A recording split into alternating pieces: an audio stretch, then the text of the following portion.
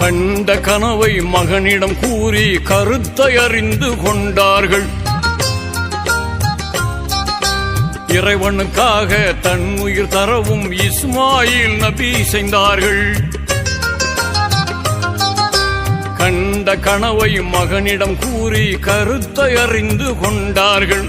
இறைவனுக்காக தன் உயிர் தரவும் இஸ்மாயில் நபி செய்தார்கள்.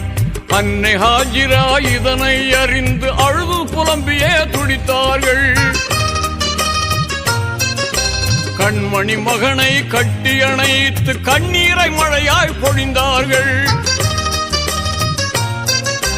குலமகன் தன்னை குர்பானி கொடுக்க கொஞ்சமும் அஞ்சாமல் பலியிட துணிந்த ஹஜ்ஜு பெருநாள், அதுவே தியாக திருநாள்.